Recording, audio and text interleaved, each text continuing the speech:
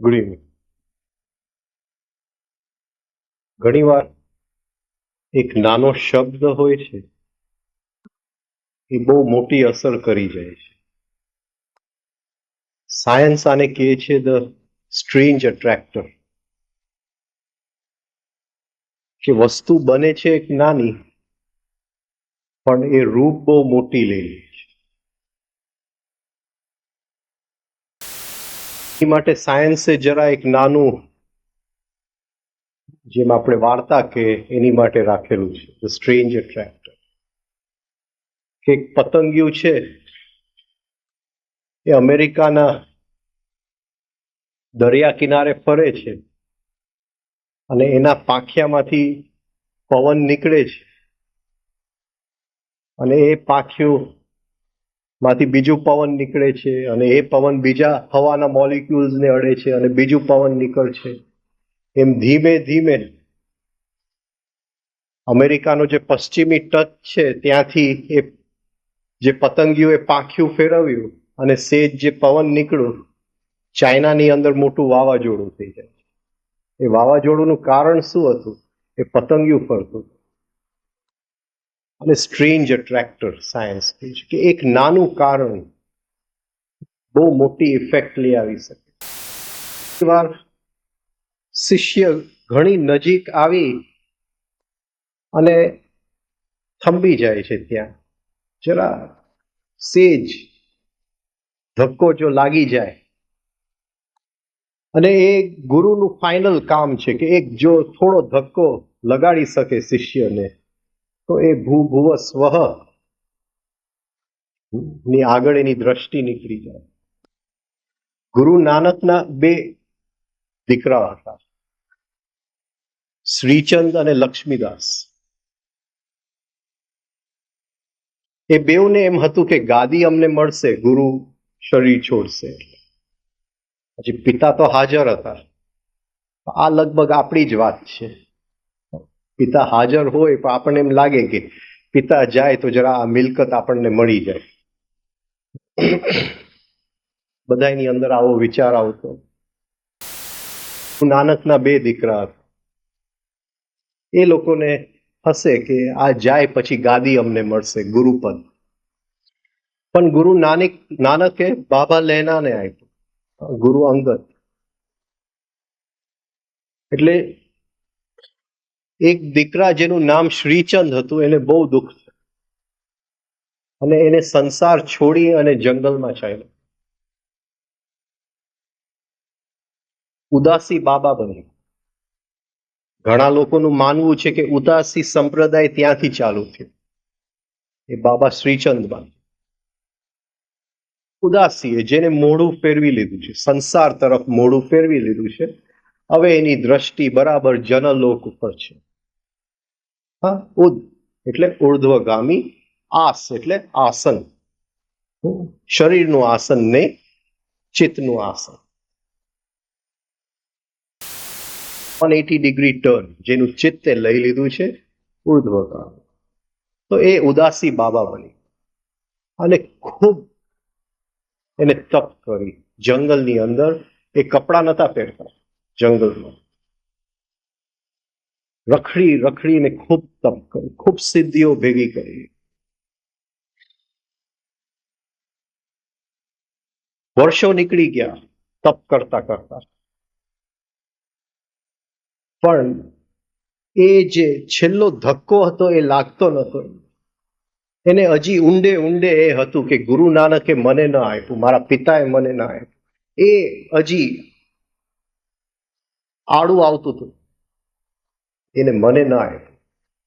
એટલે જે છેલ્લો કૂદકો હતો એ બાબા શ્રીચંદ મારી નતા શકતા.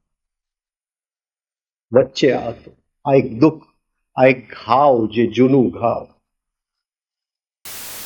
નીકળી ગયા, ગુરુ નાનક ગયા, ત્યાર પછી ગુરુ અંગદ પણ શરીર છોડી દીધું. ત્યાર પછી ગુરુ અમરદાસે પણ શરીર છોડી દીધું. પછી બાબા શ્રીચંદ તો હતા જ, જંગલની અંદર તપ કરતા હતા. ત્યાર પછી આવ્યા ગુરુ રામદાસ. અને એ ઉંમરે શ્રીચંદને થયું કે હું જરા મળી આવું એ છોકરાને. કદાચ એના મનમાં હશે કે મારી પાસે હવે શક્તિ ખૂબ છે, હું જરા બતાવી આવું. આ છોકરો ગાદી ઉપર આવ્યો છે, હું ગુરુ નાનકનો દીકરો છું, બતાવી આવું.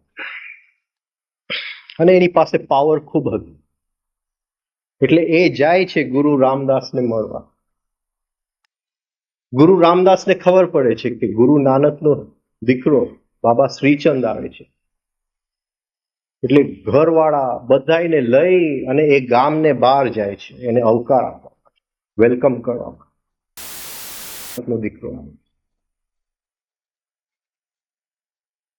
આવે છે, એને ઘોડો આપે છે, કંઈક પૈસા આપે છે અને એને લઈ આવે છે.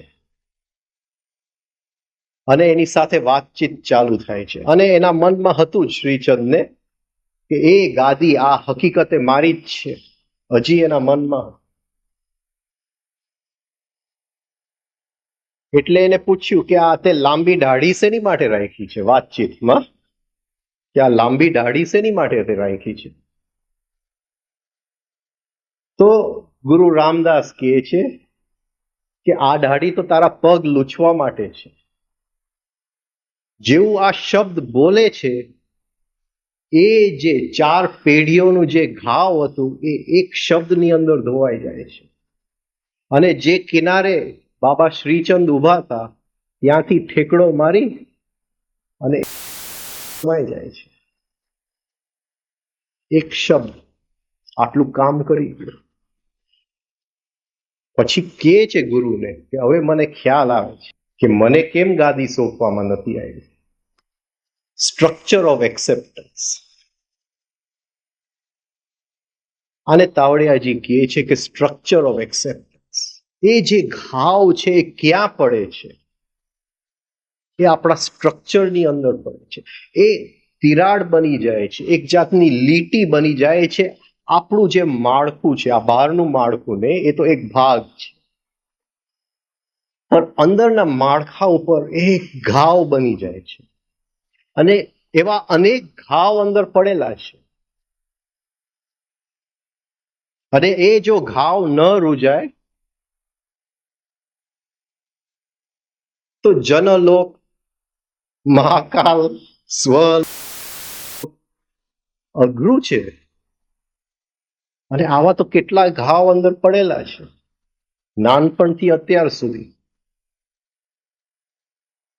તો જરા સમજવું પડે કે આ સ્ટ્રક્ચર ઓફ એક્સેપ્ટન્સ શું છે અને એની સાથે કઈ રીતે આપણે કામ લેવાનું છે. સાયન્સ કહે છે કે કોઈ પણ સ્ટ્રક્ચર હોય એના 4 ભાગ હોય. સ્ટ્રક્ચર એટલે માળખું.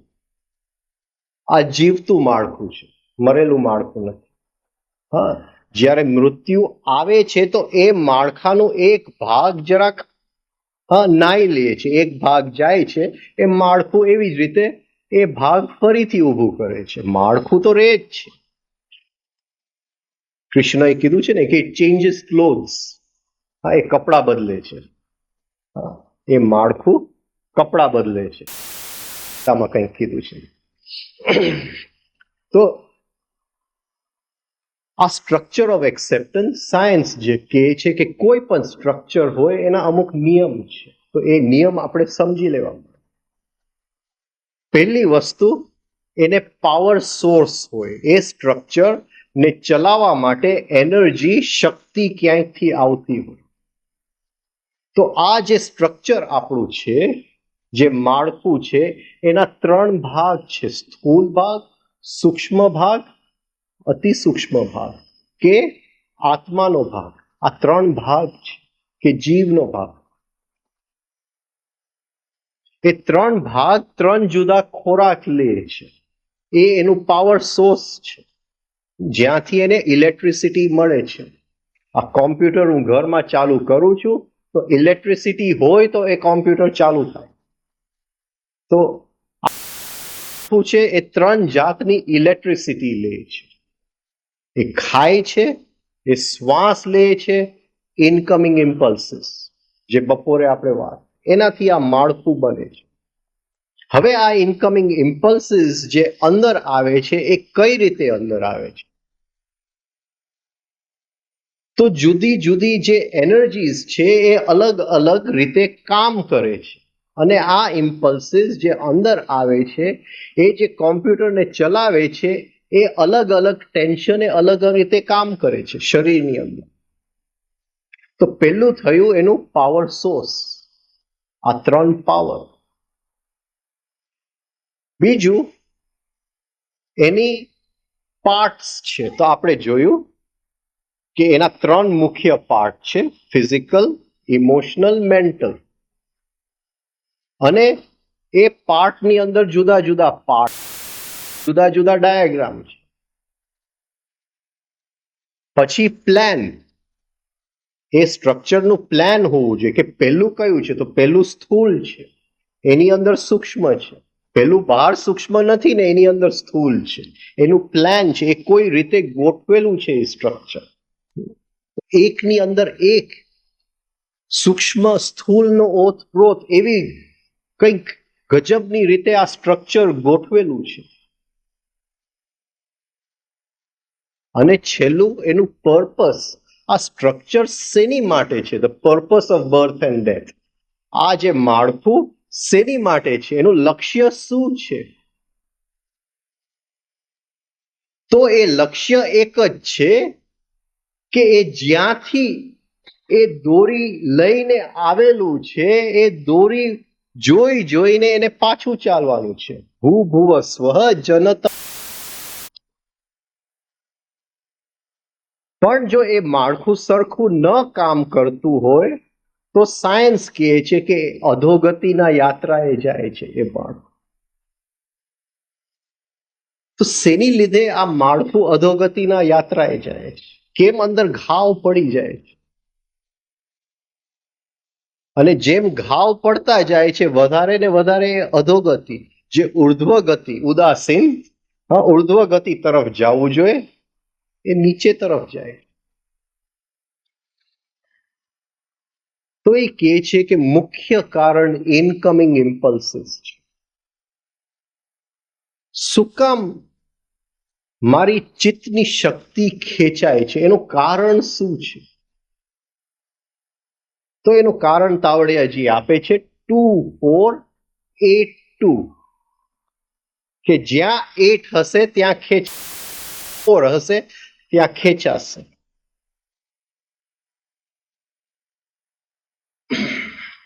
હવે કોઈ પણ વસ્તુ જ્યારે હું જોઉં છું, ઇનકમિંગ ઇમ્પલ્સ, એ જ્યારે ઇમ્પલ્સ અંદર આવે છે, મને ખ્યાલ અંદર આવે એની પહેલા મારું ચિત્ત ખેંચાઈ ગયું હોય છે. ક્યાં તો ખેંચાઈ ગયું હોય છે, કાં તો ફેંકાઈ ગયું હોય છે. આ 8 છે. આ 8 જે છે એ સેક્સ એનર્જી છે. સેક્સ એનર્જી એટલે ખાલી જે સેક્સ, બાયોલોજિકલ સેક્સ એનર્જી નહીં. હું દુકાનમાં ખરીદવા જાઉં છું, એક સારી વસ્તુ પડેલી હોય છે દુકાનના શેલ્ફ ઉપર, મને અંદર થાય કે મને આ વસ્તુ ગમે છે, એ તો મને ખ્યાલ આવે કે આ વસ્તુ છે ત્યારે મને અંદર થાય કે આઈ લાઈક ધીસ. પણ એની પહેલા તો ચિત્ત, આ જે મારી જાણ પહેલા જે થઈ જાય છે એને સેક્સ એનર્જી કહેવામાં. 8 મને ખબર નથી અને એની પહેલા ખેંચાઈ ગયું છે. આ મારા હાથની વાત નથી.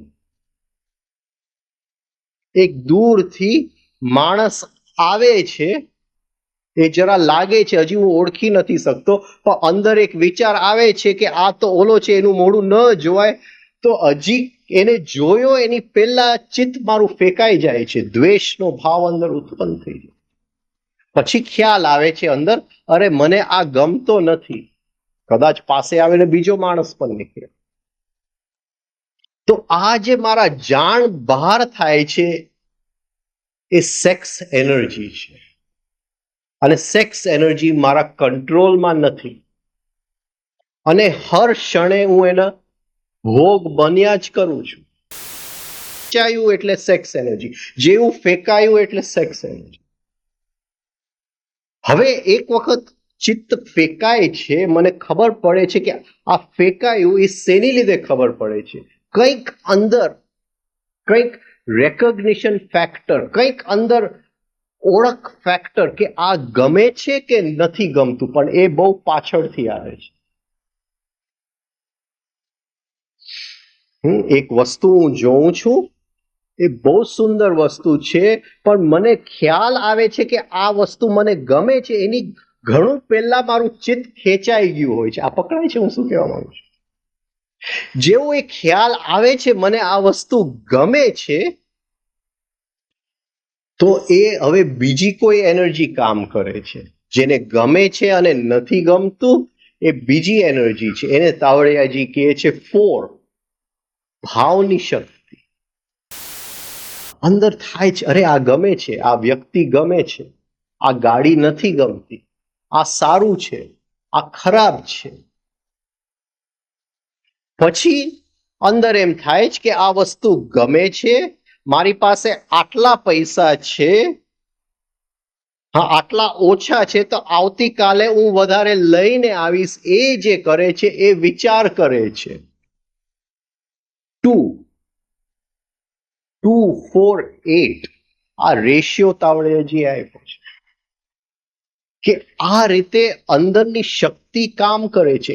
એ જે ઇનકમિંગ ઇમ્પલ્સ જે આ કોમ્પ્યુટરને શક્તિ આપે છે, એ ઇનકમિંગ ઇમ્પલ્સ આ રીતે અંદર ગોઠવાતું જાય છે.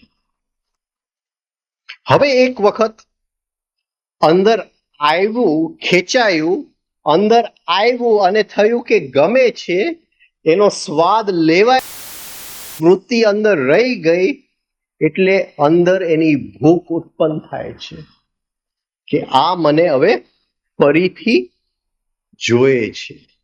એ જે ફરીથી જોઈએ છે, હા, એને તાવડિયાજીએ નામ આપ્યું મેમરી પેટર્ન. એ જે ફરીથી જોઈએ છે અને એ જે કહે છે કે મને ફરીથી જોઈએ છે, એ એની ઇન્ટેન્સિટી. આ પકડાય જે હું બોલું છું? હા, કે અઘરું પડે છે તો? હવે જેમ એ જ વસ્તુ રિપીટ થાય છે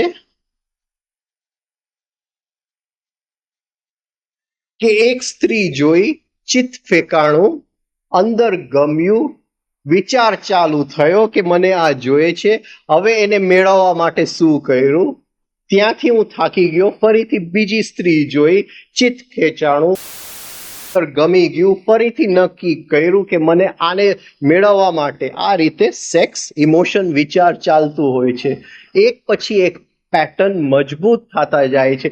જેમ પેટર્ન મજબૂત થતા જાય છે એમ એની ઇન્ટેન્સિટી વધતી જાય છે, એની ભૂખ વધતી જાય છે. આવી રીતે આપણું જે સ્ટ્રક્ચર ઓફ એક્સેપ્ટન્સ જે છે એ આવી રીતે ગ્રુપ્સ ઓફ પેટર્ન્સથી બનેલું છે. એ આકરણી, પેટર્ન એટલે આકૃતિઓ, હા, સ્મૃતિની આકૃતિઓ એ અંદર પડેલા છે ગ્રુપ્સની અંદર. અને આ ગ્રુપ્સની સાથે જ્યાં સુધી હું કામ નહીં કરું ત્યાં સુધી એ સ્ટ્રક્ચર નહીં બદલાય. અને મારે આ સ્ટ્રક્ચર બદલાવ્યા વગર જે એ અધોગતિના માર્ગે એ સ્ટ્રક્ચર મને લઈ જાય છે, એને ઉદાસીન મારે કરવું છે, લઈ જવું છે. એને કેમ કરું? તો પહેલા જોવું પડે કે મારી અંદર કઈ કઈ વસ્તુઓની ભૂખ છે, મને શેની ભૂખ લાગે છે. જ્યારે મને કોઈક નીચું પાડે છે ત્યારે અંદર એવી ભૂખ છે કે એને હું સરખો કરી દઉં. તો એ એક ગ્રુપ ઓફ પેટર્ન્સની ભૂખ છે, એનો ખોરાક માંગી રહ્યા છે. હવે જો હું એને સરખો કરું એ વ્યક્તિને, તો એ જે અંદર બધાય પેટર્ન્સ પડેલા છે એને હું ખોરાક આપું છું, એ વધારે મજબૂત થાય છે, એની ઇન્ટેન્સિટી વધારે આવે છે. જેટલી ઇન્કમિંગ ઇમ્પલ્સિસ અંદર આવશે ફરીથી અધોગતિના માર્ગે. 5 માણસ એક વ્યક્તિનું નિંદા કરે છે, એ વ્યક્તિ મને પણ એવું સાંભળું છું કે આ લોકો આની નિંદા કરે છે તો અંદરથી તરત જ જેમ ખાવાનાની ભૂખ લાગે છે એ પેટર્ન્સ તૈયાર જ છે એનો ખોરાક લેવા માટે. એક જલ્દી તું તારું પૂરી દે, આની અંદર ઉમેરી દે, એની અંદર જેટલી તને નિંદા આવડતી હોય એની ખોરાક. તો એ વખતે જો હું નિંદા કરવા બેસું એ વ્યક્તિનું, તો બીજું હું કંઈ કરતો નથી, એ જે પેટર્ન્સ અંદર પડેલા છે એની ઇન્ટેન્સિટી વધતી જાય. કોઈક મને અપમાન કરે છે અને અંદર દુઃખ લાગે છે અને આખી રાત મને ઊંઘ નથી આવતી, તો એ જે અપમાન જેને લાગે છે એ એક ગ્રુપ ઓફ પેટર્ન્સ છે. એને શું કામ અપમાન લાગે છે મારું? એને વિચારી લીધું છે કે હું આવો વ્યક્તિ છું. હા, એ લોકોએ નક્કી અંદરથી કર્યું છે, કર્યું છે એ જે પેટર્ન છે કે તું તો આવો છે, અને એને કીધું કે તું આવો નથી. હા, તો જેવું અંદર મને ખોટું લાગે છે એ લોકો ખુશ થાય છે અંદરથી, અરે આને ખોટું લાગ્યું, મને મારો ખોરાક મળી. આ 4 છે, 2 4 8.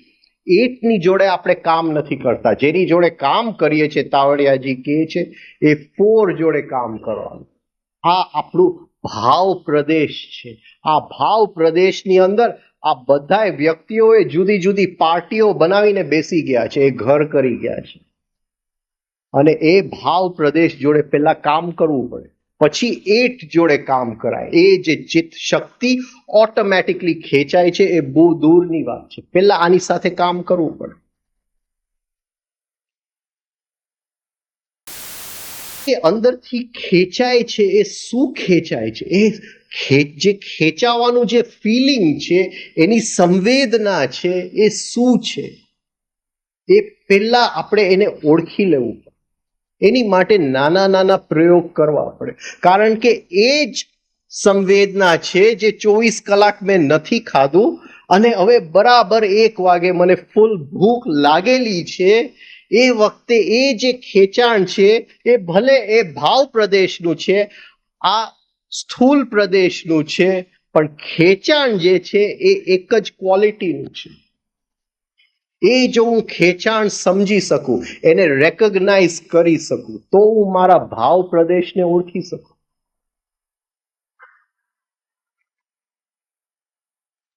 તો જરા જમવાનું ટેબલ ઉપર મૂકેલું છે, એ વખતે ખેંચાણ થાય છે અંદરથી, 5 મિનિટનું ટાઈમર મૂકી દેજો ઘડિયાળમાં અને જરા જોજો આ શું અંદર થાય છે જ્યારે હું ખેંચાઉં છું. એ શું થાય છે?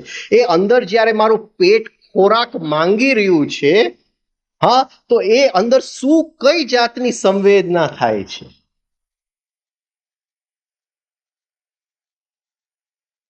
તો એ જો સંવેદના આપણે થોડી ઓળખી શકીએ, હવે ફરીથી 2 માણસ કોઈકની નિંદા કરે છે અને અંદરથી ખોરાક, હા, એ ભાવ પ્રદેશ માંગી રહ્યું છે કે જલ્દી એનું નિંદા કર, તો એ ખેંચાણ આપણે ઓળખી શકશું. અરે આ તો ત્યાંથી આવે છે. એક બાજુએ 5 મિનિટ ટાઈમર મૂકી દેવાનું, 3 સ્ટેપ કરી લેવાનું, મારે નથી આપવું, મારે નથી આપવું. તો એ જે અંદર જે બધા પેટર્ન્સ જે ઘર કરી ગયા છે એ જરા નરમ પડી જાય છે.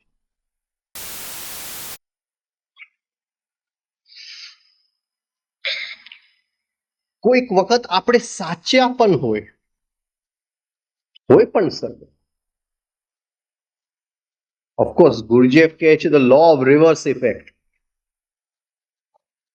કે અહીંયા જે સાચું લાગતું હોય કોઈક દુનિયાના બીજા ખૂણે એ ઉલટું પણ સાચું હોઈ શકે. આવું પણ ગુરુજીએફ કંઈક વાત કરે છે. આપણે બહુ ચિંતનમાં ન ઉતરીએ, કોઈક વખત અંદર આપણે સાચા હોય અને અંદરથી થતું હોય કે જલ્દી હું મારો એને સમજાવી દઉં કે હું સાચો છું. સાચા ખોટાનો સવાલ જ નથી. આ તો કોઈક અંદર ખોરાક માંગી રહ્યું છે. એ જેવું અંદર એ ખેંચાણ થાય, જરાક 5 મિનિટનું ટાઈમર મૂકી 3 સ્ટેપ કરવા માંડે. કારણ કે હવે એ સંવેદના આપણે ઓળખી ગયા છે. તો ધીમે ધીમે આ કરતા કરતા દેશની અંદર એક મોટી ક્રાંતિ આવી જશે. આ જે જૂનું જે આપણું માળખું જે હજારો વર્ષથી ચાલી આવે છે એ ઢીલું પડવા માંડશે. અને આ બહુ જલ્દી થઈ શકે. જો બહુ વાર નથી લાગતું આ કરતા. બે 4 વર્ષની અંદર તો બહુ એ માળખું આપણે સાવ જરા મહેનત કરવી પડે. આ જેવું જ અંદર થાય છે એટલે એ જે ભાવની બધી શક્તિઓ છે એ કંઈક નવો રૂપ લઈ લે. હવે એ ઉર્ધ્વ ગતિએ ચાલવા માંડે છે. એ શક્તિઓ, એ જે શક્તિઓ ફસાયેલી હતી, એ જે ઇલેક્ટ્રિસિટી આપણા કોમ્પ્યુટરની અંદર આવતું હતું, the power source through the structure, excuse me, suddenly એ જુદું માર્ગ અપનાવે છે. હવે કંઈક બ્રેઇનની અંદર નવા માર્ગ ખોલવા માંડે છે. અને આ નવા માર્ગમાંથી જે અંદરના ભાવ નીકળે છે એને આપણે કોઈ નામ નહીં આપીએ, કારણ કે એ જેવા નીકળે છે એટલે એ નવા જ હોય છે, ફ્રેશ જ હોય છે. એટલે એને નામ આપવું, કોમ્પેશન ને લવ ને એ બધું આપણે નામ નથી આપવા, કારણ કે ફરીથી એ વિચાર એ આપણે ચાલ્યા જાય છે. પણ એ કંઈક અંદરની નવી એક તાજગી લઈ આવે છે. એક નવો દેશ જાણે આપણે જોઈ રહ્યા છે એવું અંદર અનુભૂતિ થાય છે. પછી આપણે 8ની જોડે કામ કરવા માટે સક્ષમ બનશું કે કેમ સેક્સ એનર્જી જોડે કામ કરવું. પણ પહેલું કામ આપણા ભાવ પ્રદેશ જોડે થાય છે. એની માટે આ 3 સ્ટેપ રિધમિક બ્રીધિંગ એ જરા પાયો છે. એક જો ખસી જવું હોય, શ્વાસ લયમાં આવી ગયું તો ત્યાં સ્થિરતાથી બેઠા બેઠા એ જે ખેંચાણ થાય છે એ જોઈ શકીએ છીએ, એની સંવેદના લઈ શકીએ છીએ, ડૂબી શકીએ છીએ.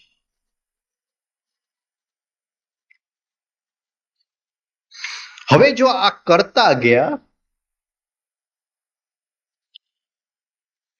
તો એ જે ચિત્તનું શક્તિ જે ખેંચાય છે અને એની જે તરંગો ઉત્પન્ન થાય છે એ ધીમે ધીમે અંદર એનો ખ્યાલ આવતો જશે. 1 મહિનો થયો છે, સ્ત્રી સાથે સેક્સ નથી કર્યું અને અંદર શરીરની અંદર તરંગો ઉઠે છે, જરાક ખસી જાજો, 3 સ્ટેપનું મ્યુઝિક મૂકી દેજો એક સાઈડ. આ તરંગો કેવા છે? જાતના, હમણાં નહીં કરતા, આ ભાવ પ્રદેશ કર્યા પછીની વાત છે. હમણાં કરવા જશો તો ગડબડ, કંઈક નવી ગડબડ ઊભી કરી રાખશે. એટલે હું વિચારતો હતો કે આગળ વાત કરવી કે ન કરવી. આવડે હજી કીધું કે એક સત્ય આપજે, પછી બીજું ન આપતો. પણ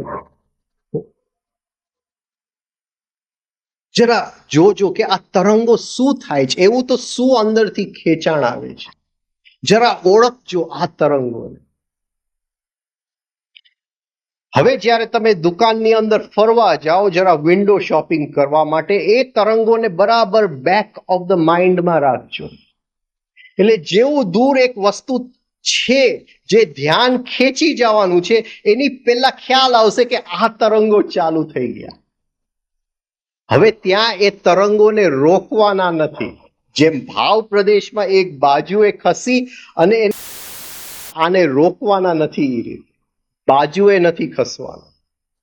એ સંવેદના તો એટલું બધું પાવરફુલ છે કે એની અંદર વિસર્જિત થઈ જવાનું છે, એની અંદર ડૂબી જવાનું છે.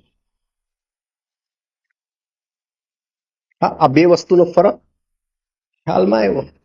કે દુકાનમાં ગયો અને બહુ જ સરસ શર્ટ છે, હવે હું દૂરથી આવું છું, એ શર્ટ જેવું નજીક આવું છું એટલે અંદરથી તરંગો, હા, સેક્સના તરંગો ચાલુ થાય છે. એ શર્ટ મારું ધ્યાન ખેંચવાની તૈયારીમાં છે.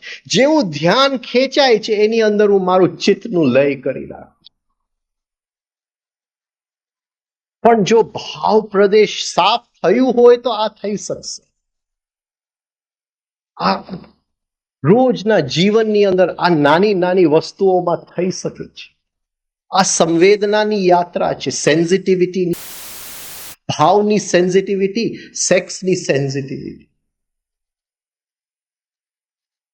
અને એ સેક્સ એનર્જી એટલું બધું પાવરફુલ છે, એટલી બધી એની અંદર શક્તિ છે કે જેવું એની અંદર હું વિસર્જિત થતો જાઉં છું, મારું જે હોવાપણું છે, મારું જે આઈ કોન્શિયસનેસ છે, એ ત્યાં ને ત્યાં એ ક્ષણ માટે એનો નામો નિશાન મીટી જાય છે. કઈ રહેતું નથી. એક જબરજસ્ત શૂન્યતા આવી જાય છે, ઇનકી ડાર્કનેસ.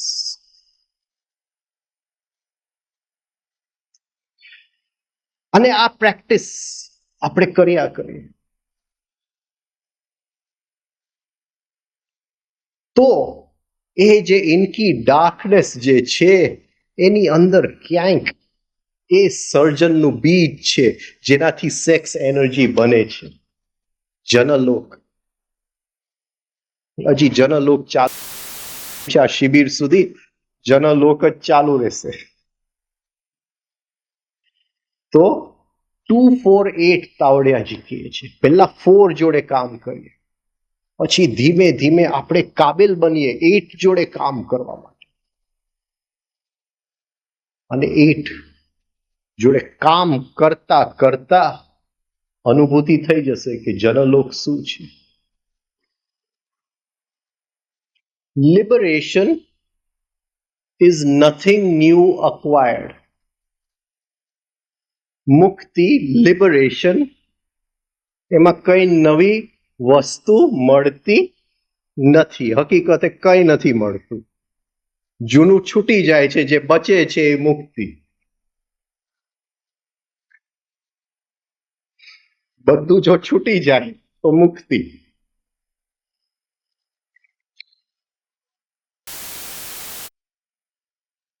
મને યાદ છે પૂના આશ્રમમાં એક બાપા હતા, નામ યાદ નથી આવતું હમણાં, બહુ અદ્ભુત બાપા હતા. બહુ વર્ષો થઈ ગયા, નામ નથી યાદ આવતું. અને એ જમાનામાં એ નહેરુજીના સેક્રેટરી પણ રહી ચૂક્યા હતા અને ઓશો પાસે રહેતા હતા. અને એને એક દિવસ ઓશોને પ્રશ્ન લખીને પૂછ્યો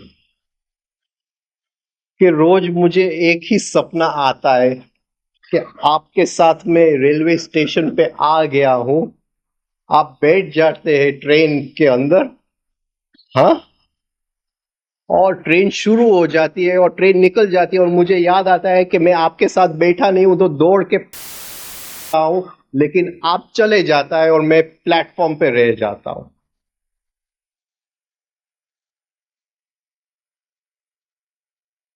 ओशोए जवाब आप्यो कि अगली दफे तो तुम्हारा पतलून लेके मैं ही जाऊंगा.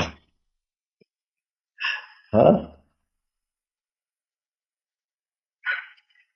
એવી વાત છે. બહુ ગુરુના રવાડે ન ચડવું, એ છેલ્લે તો આપણને નાગા કરીને જ રહે. કારણ કે આ બધું સ્ટ્રક્ચર એના વગર બદલાય નહીં, છોડવું જ પડે. Liberation is nothing new acquired. એમાં કંઈ નવું મળતું નથી, જૂનું છૂટી જાય છે, બાકી જે બચે છે બધું છૂટી જાય પછી શું બચે? સ્થૂળ શરીરનું બધું છૂટી જાય, ભાવ શરીરનું બધું છૂટી જાય, મનની અંદર જે હોય પછી બચે શું? લિબરેશન, મુક્તિ is nothing new that is acquired. Nothing new.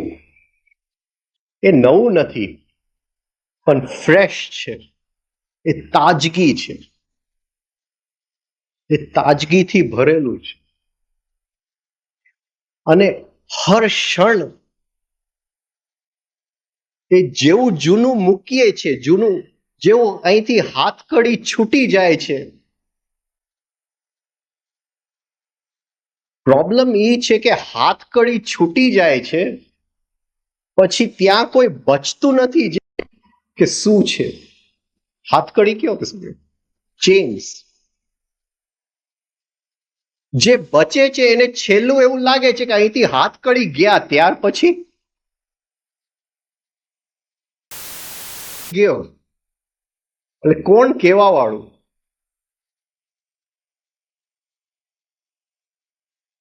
પણ સાયન્સ એનું સાયન્સ છે અને સાયન્સ છે બધી વસ્તુનો રસ્તો કાઢી લે.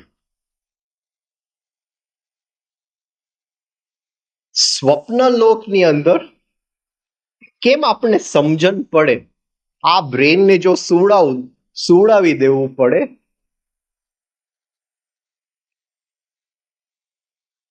અને સ્વપ્નલોકમાં પ્રવેશ થાય તો આ બ્રેન તો સૂઈ ગયું છે, જે બધું નક્કી કરે છે, જે વિચાર કરે છે.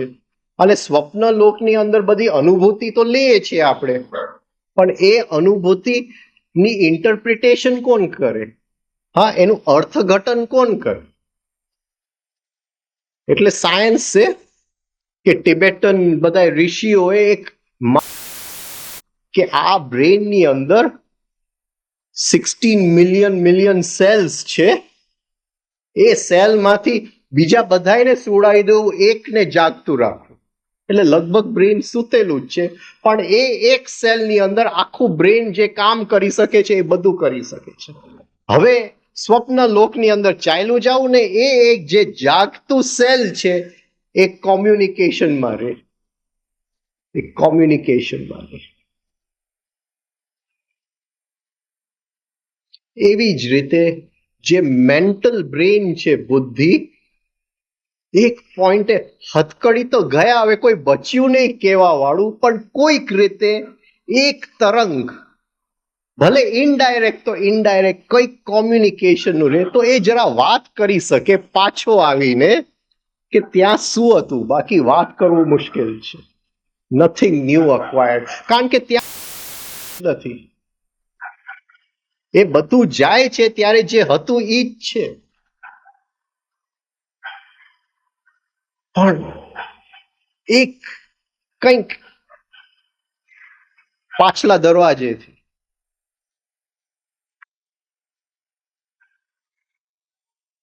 એક એક્ટ્રેસ હતી પરવીન બાબી, અને એ ભણતી હતી સેન્ટ ઝેવિયર્સ કોલેજ અહેમદાબાદની અંદર, અને ઝેવિયર્સનું હોસ્ટેલ હતું ત્યાં બધી છોકરીઓ રહેતા હતા. એટલે એ ઝેવિયર્સના જે મેટ્રન હતા બહુ સ્ટ્રિક્ટ હતા, એટલે રાતે કોઈ છોકરીઓ બહાર ન જઈ શકે.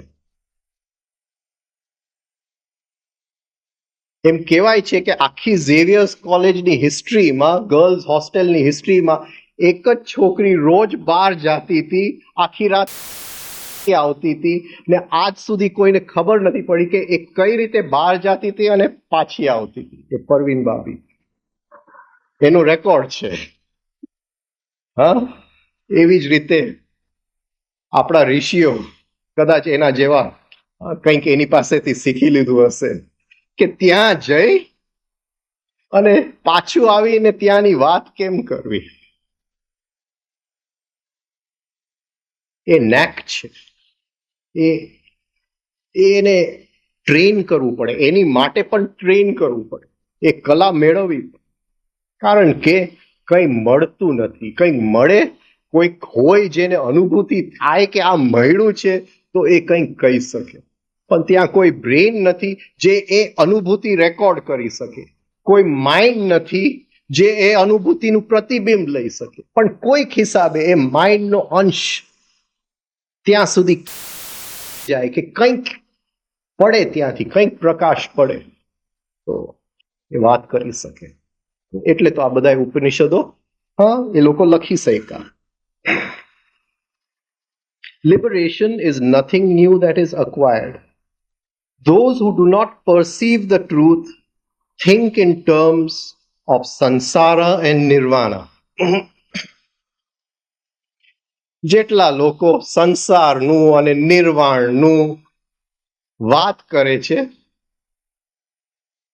યોર્સ ટ્રુલી પણ એ લોકોએ સત્ય જોયું નથી.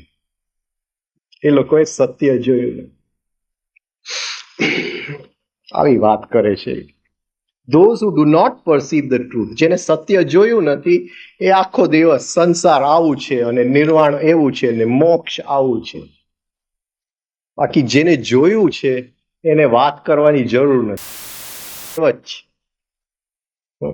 Those who know do not speak, and those who speak do not know. ઝેનમાં આવું કહેવત છે.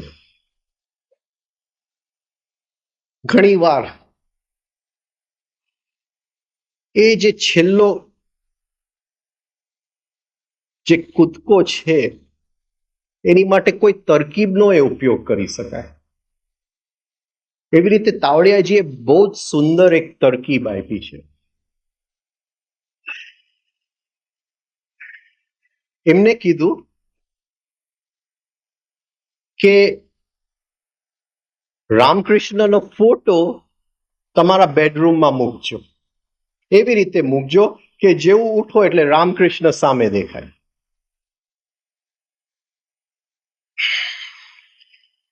હવે એ જે ફોટો છે રામકૃષ્ણનો,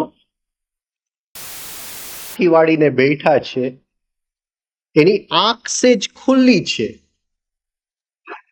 પણ દ્રષ્ટિના અંદરના ડિવાઇન ફ્રેગમેન્ટ ઉપર છે.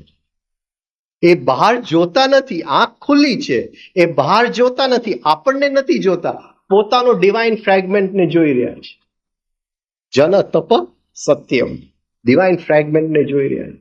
એટલે આ બહુ ઈઝી છે. જો એ જનલોક સુધી પહોંચવું હોય તો ખાલી એ આંખની અંદર જવાનું છે, કારણ કે એની પાછળ તો એ ચિત્ર ઉભેલું જ છે. આ યુક્તિ જવા માટે. તો એ ફોટો જો આપણે રૂમમાં મૂકીએ અને એ ફોટોની સાથે એક સંબંધ બાંધી, અને આ થઈ શકે છે. આપણે જો બહાર જતા હોય એને જરા પૂછી લેવું કે હું બહાર જાઉં કે ન જાઉં, તો એ ફોટો હા નાનો જવાબ આપશે. આ ઇમેજિનેશનની વાત નથી, આ સંબંધની વાત છે. એ જવાબ આપશે એ ફોટો. એને કહું કે આ કામ કરવું કે ન કરવું, એ જવાબ આપશે. અને એનો જે ડિવાઇન ફ્રેગમેન્ટ છે રામકૃષ્ણનો ને આપણો જે ડિવાઇન ફ્રેગમેન્ટ છે એમાં સેજ પણ ફરક નથી. હકીકતે એ અંદર આપણો જ ડિવાઇન ફ્રેગમેન્ટ જોઈ રહ્યા છે. તો યુક્તિ આ જરા આપણે કિનારા સુધી તો આવી જ ગયા છે. હવે જરા યુક્તિ વાપરીએ કે કેમ ત્યાં પ્રવેશ કરવો. કોઈ દરવાજો મળે ત્યાં પ્રવેશ કરવા માટે. જન તપ સત્યમ. તો આ રામકૃષ્ણની આંખ બરાબર છે. જો અંદર ઘૂસી ગયા તો પહોંચી ગયા. તો જરા એની સાથે સંબંધ બાંધો, એની સાથે વાતચીત કરો. જોરથી વાત કરવાની જરૂર નથી. હજી અંદર મનમાં તરંગ નથી ઉઠ્યો ત્યાં ફોટો સમજી જાય છે જે આપણે વાત કરી છે. રૂમની અંદર આવો ત્યારે એને ગુડ મોર્નિંગ કેજો, હલો હાઉ આર યુ. જરા ચાનો કપ હાથમાં હોય તો એ સુગંધ લઈ શકે છે. પેલા જરા સુગંધ આમ ધરાવવાની જરૂર નથી, કઈ બહુ મોટી બધી શું કહેવાય નાટક કરવાની જરૂર નથી. થાળીમાં મૂક્યું ને આ મૂક્યું ને એ એક જ વાડકામાં પી શકે છે. એવું કઈ બહુ મોટી નાટક કરવાની જરૂર નથી. સુગંધ તો જરાક સંબંધ.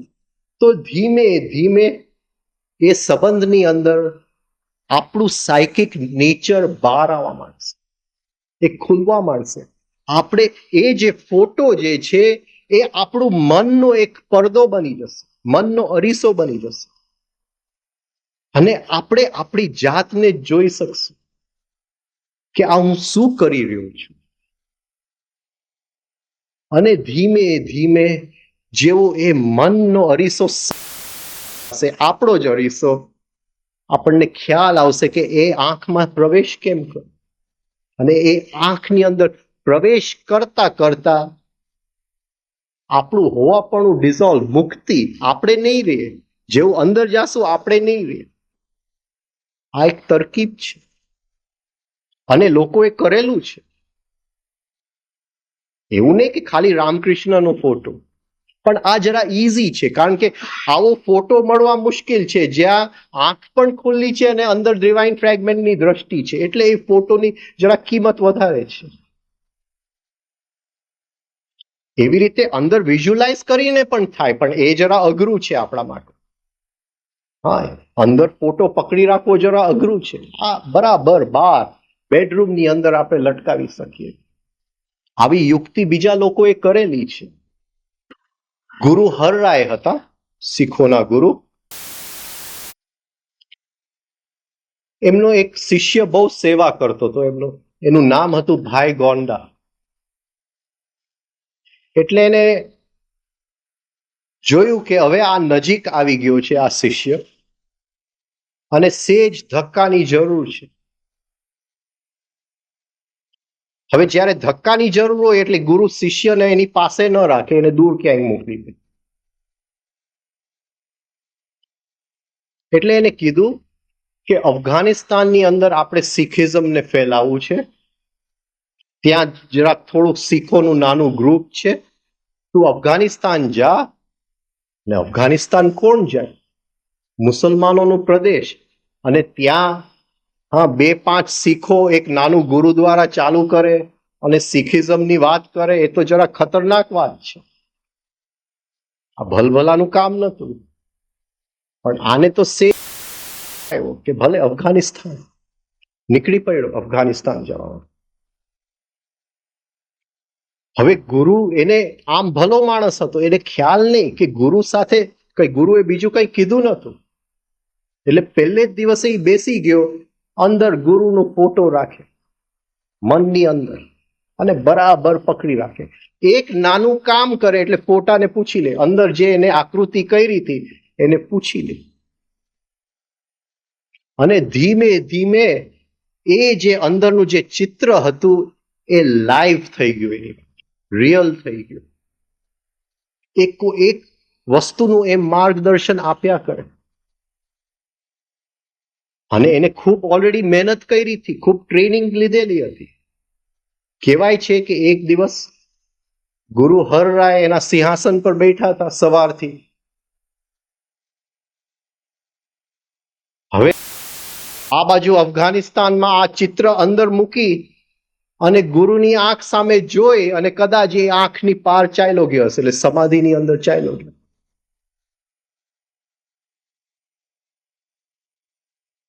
અને અહીંયા ગુરુ બેઠા હતા, કોઈને જોડે બોલે નહીં, સેજ પણ હલન ચલન નહીં કરે. બપોર થઈ ગઈ, જમવાનો ટાઈમ થઈ ગયો, ગુરુ હલે નહીં. લોકો પૂછવા માંડ્યા કે શું થઈ ગયું ગુરુને? ગુરુ કોઈ જવાબ ના આપે. સાંજ પડી ગયો, સૂર્ય અસ્ત થવાની તૈયારીમાં હતી, ત્યાં એ ભાઈ એની સમાધિમાંથી વ્યક્તિ અલગ હતા. એ જેવું એ સમાધિમાંથી નીકળ્યા, આ બાજુ ગુરુ ઊભા થઈને જમવા ગયા. એટલું રિયલ બની શકે છે એ વસ્તુ. તો આ એક યુક્તિ છે. આપણે બધું તો બેડરૂમમાં આ એક ફોટો જો મૂકી દીધું હોય તો આપણને જરા વધારે હેલ્પ મળી શકે. Those who do not perceive the truth think in terms of sansara and nirvana. સંસાર જે છે એ થિંક કરવાની વસ્તુ નથી, એ જીવવાની વસ્તુ છે. નિર્વાણા જે છે એ થિંક કરવાની વસ્તુ નથી. એ સંસાર જીવતા જીવતા જ્યારે સંસારથી આપણે અલગ થઈ જાય છે, એ જે કેન્દ્ર ઉપર આપણે પહોંચી જાય છે, નિર્વાણા ત્યાં છે અને છે. પણ જેવું થિંક કરીએ છીએ તો નિર્વાણા પણ દૂર ચાલ્યું જાય છે અને સંસાર પણ દૂર થાય, ઇમેજિનેશન રહી જાય છે. લગભગ કોઈ સંસારમાં જીવતું નથી. નિર્વાણ વાત લગભગ લોકો એના ઇમેજિનેશનમાં જ જીવતા હોય છે. ઇમેજિન્ડ સંસાર, હા, ઇમેજિન્ડ સંબંધો. પણ સંસાર એટલે સંવેદના, સેન્સિટિવિટી. એક ડગલે ડગલે જે હું જીવું છું એની સંવેદના લેતો જાઉં છું. એની સંવેદના લેતા લેતા, હા, એ સંવેદનાની જ પોતાની સંવેદના થાય છે, એની પોતાની જ તૃપ્તિ અંદર થાય છે. પછી સુખ હોય કે દુઃખ હોય કઈ ફરક નથી પડતું. સુખમાં સંવેદના છે, દુઃખમાં સંવેદના છે. અને સંવેદના માત્ર જ તૃપ્તિ આપે છે. તો એ સંસાર કહેવાય. બાકી થિંક ઓફ સંસાર, તો એ સંસાર નથી, ઇમેજિનેશન છે. તો સેન્સિટિવિટી ઓફ સંસાર, એ સેન્સિટિવિટી કરતા કરતા વૈરાગ્ય ઓફ સંસાર આવી જાય છે. અને એ વૈરાગ્યના કેન્દ્રની અંદર નિર્વાણા તો પડેલું જ છે, એને શોધવા નથી જવું પડતું. Those who do not perceive the truth think in terms of samsara and nirvana. Perception એટલે દ્રષ્ટિ. અને એ perceive the truth, perceive એટલે મને જો આ સંસારમાં જે એ સત્ય ન દેખાય, જીવતા જીવતા તો બીજે ક્યાંય દેખાવાનું નથી. પરસીવ એટલે પરસેપ્શનની અંદર, પરસેપ્શન એટલે બરાબર દ્રષ્ટિની અંદર હું જીવું છું જ એવી રીતે કે આ સંસારની અંદર મને એ સત્ય દેખાવું જ જોઈએ, એ રીતે જીવવું પડે.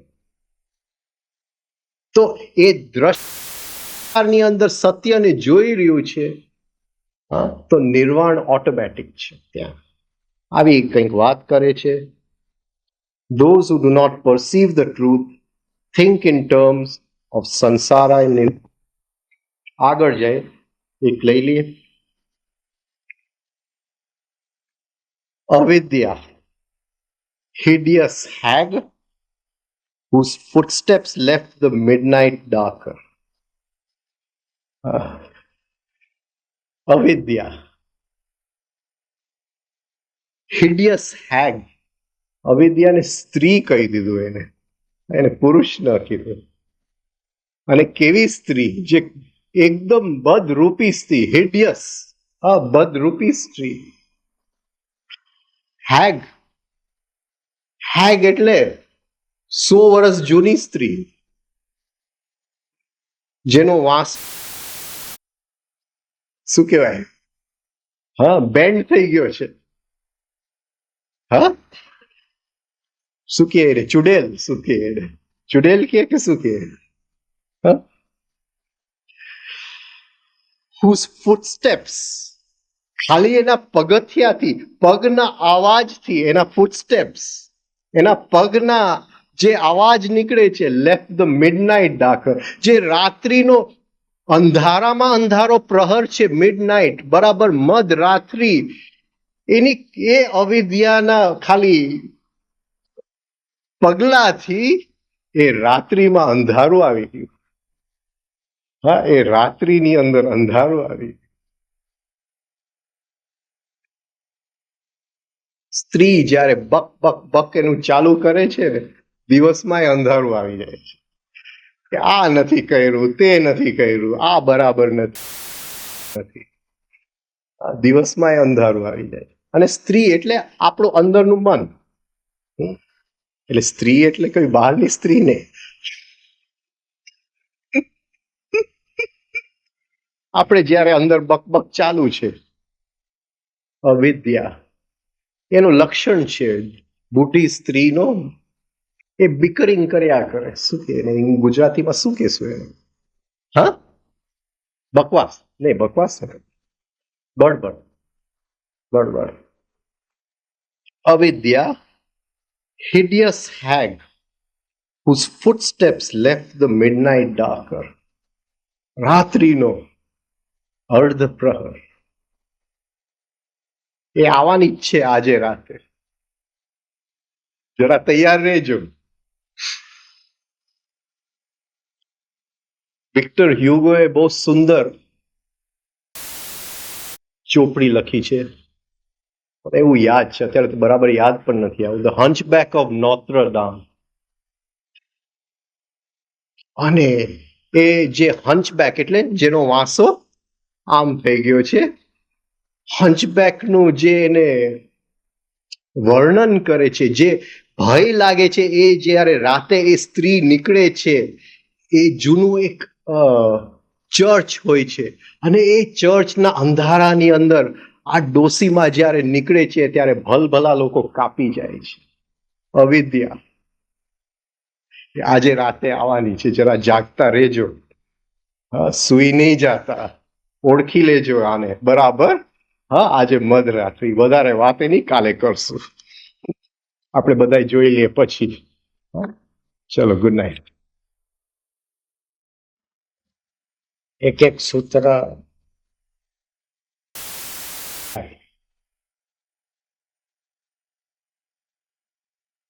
સમજવા માટે બહુ ઘેરા છે, જીવવા માટે બહુ સહેલા છે.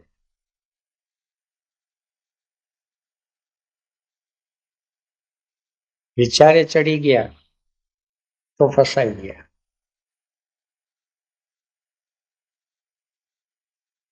Those who do not perceive,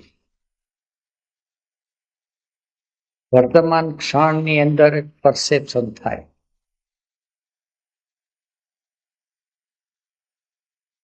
અત્યારે આપણે આપણી જાતને પરસીવ કરીએ, જોઈએ.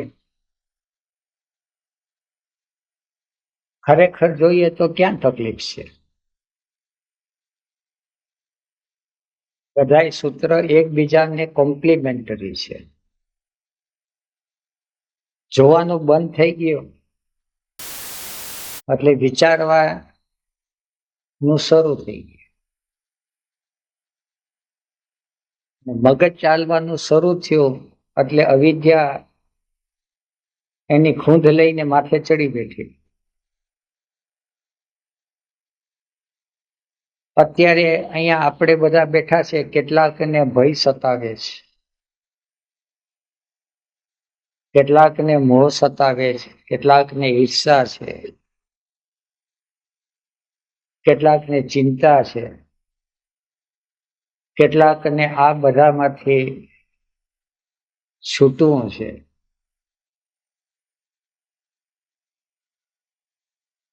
પણ પરસીવ જો બરાબર કરીએ તો ક્યાં બંધાયેલા છે, કેનાથી છૂટવું છે? લિબરેશનમાં કંઈ, મુક્તિમાં કંઈ નવું મળતું નથી. જે વૈરગું છે એ છૂટી જાય. નાનું છોકરું છે,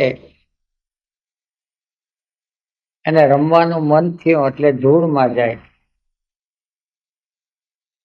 પછી વળી સૂકી ધૂળ હોય તો વાંધો નહીં, પણ ધૂળ એકલી હોતી નથી, થોડુંક અંદર પાણી હોય.